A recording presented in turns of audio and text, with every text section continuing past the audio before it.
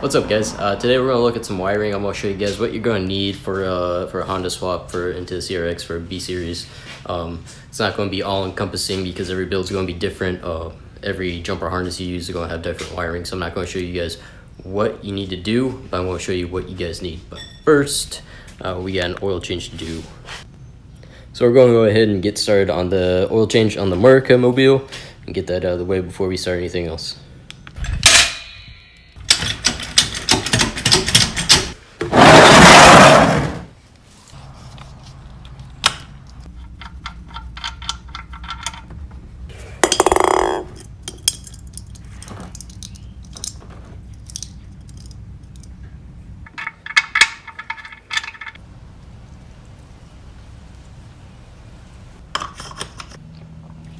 Alright, so now that we're all done with the oil change, here is pretty much everything that you're looking at for wiring wise on a Honda swap. First thing that you're going to need is a new computer. You can either run a Hondata, which is this. They run about $600, or you can get a chipped OBD1 ECU for about anywhere from $15 to $60. Now these are both OBD1 ECUs. Almost all things in the Honda world are converted over to OBD1. It's older, so it's easier to crack. Parts are plentiful, so they're cheap, and it's just the easiest way to go. You can go OBD2, but it's just going to take more time, effort, and more headaches that's going to be required on your part. The second thing up that you'll need is a jumper harness. Now I have two here, actually, I think.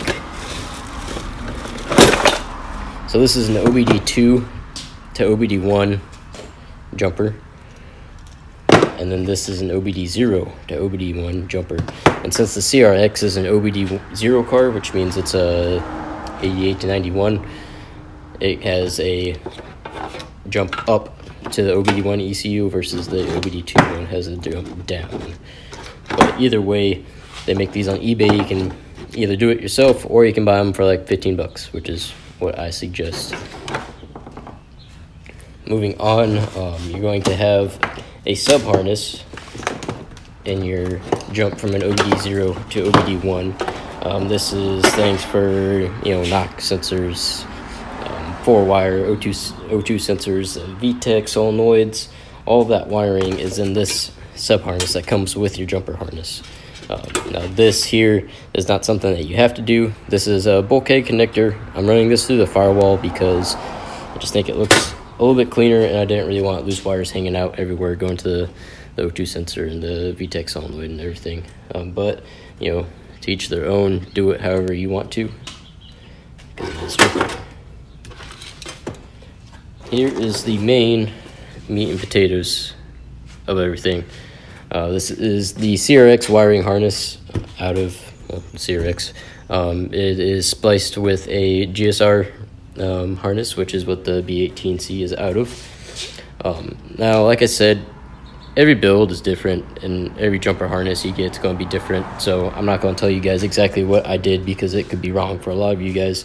Essentially what I did is I converted the harness to OBD2 where I could. So I took out things like distributor plugs and the alternator plugs, and I changed those over to the OBD2 counterparts with some wiring diagrams. Some things like the injector clips, and then some extra little sensors that the OBD0 cards don't have, like the knock sensor, like right here. So this right here is the knock sensor that is not included on the D16 series engines or the OBD0 cars like the CRX. So I had to add that in, and of course that is spliced in, and that runs all the way down throughout here into this pigtail, which you have a keen eye, you can see is the same colors as the jumper harness. I just cut these little extra bits of wire off so I could keep track of what they were and where they needed to go. They will be running into this plug right here, and then this plug will plug into the bulkhead connector like I said, and then that will go into the cabin with the ECU.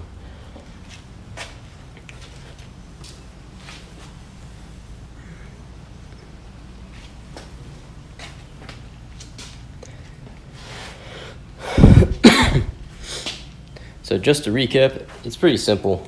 with wiring diagrams. So just to recap kind of everything.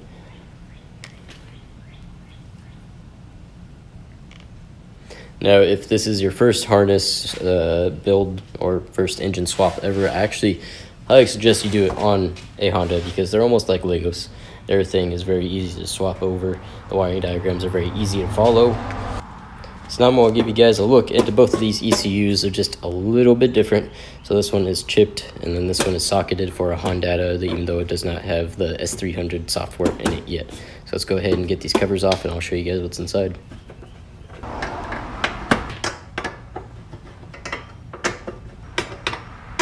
So here are the different ECUs. They're both what is called a P28. You can find that by looking at the serial number. P28. That one's a little bit harder to see, but P28. So like I said, this one is a socketed and chipped ECU, which means it has this little chip that I bought locally. I'll include a link for the website down in the description if you're in the Pensacola or Emerald Coast area and you want some chips for your Honda. And this one is socketed for a Honda S300, which is, it would go right through here. It is also ported on the edge right there, and that's kind of a telltale sign of a Honda ECU. Now the difference between these, if you don't know too much, is this is more of a piggyback ECU solution, way more customizable. This is just a chip, so this is pretty much downloaded. This is just base map for the B18. I didn't really want to do anything complicated. I just wanted to get the car running and running well before I started adding on things. And one day I'll probably be running off of this Honda, but for now, base map B18 tune just fine.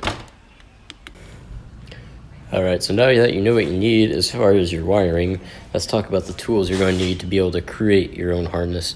Like I said, that if you're not confident to do all this, you can definitely buy harnesses, swap harnesses, complete, ready to plug in. You really can't get any more plug and play than that. And if you're not confident doing this, then I highly suggest going that route. But for me, that $300 was just something that I wasn't willing to spend, especially when I could do it with myself with some pretty basic tools. So let's start off over here. You're gonna need some sort of crimping tool, whether that's like a normal crimp, something like this that you could pick up from Harbor Freight, or something like these, which are open barrel crimps, and this is an open barrel crimp tool. This is actually a multi crimp tool. It's got different connectors or crimpers. What you'll need is a pair of cutters and strippers. Razor blade will work fine, but you gotta watch to not nick too many strands off of your conductor. This one here is an automatic wire stripper. Just makes your job in your life a little bit easier. It's got a wire cutter in it, so this is kind of an all-in-one tool. The only thing I don't like about this one is it has a tendency to grab the wires when that jaw comes down and leave some indentations on the sheathing on the conductor. It's really not a big deal because it doesn't go all the way through, but it's just kind of something that I notice that kind of bugs me. If you don't have those laying around, you can definitely go with the old-fashioned style wire stripper. This style will work just fine. Now, after you cut and crimp your wires, you're going to need something to shield them with. 2 boxes of heat shrink. You can use really any heat shrink, but I find these are much better to work with. These are still very cheap, but they have a layer of silicone. I don't think you can see, but they have a layer of silicone on there, so when you heat it up and you shrink it, the silicone melts and it makes a your splice protected from the elements, so that way moisture can't get inside of it. Or if you want to go with these, it's your build, do whatever you want.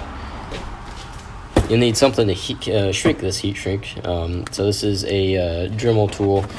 Again, I'll link this down in the description. This is actually a soldering tool, but it comes with different attachments for a various amount of things. You got like a hot knife, soldering tip, blowtorch tip, and then these 2 tips here to help you with heat shrinking. It's butane powered, so there's no cords. You don't have to worry about plugging it in or having a battery dying on you. So this is one of my new favorite tools. Sometimes you forget your heat shrink, so you'll need some electrical tape to wrap up wires, or some of this Tesa tape I'll also link in the description.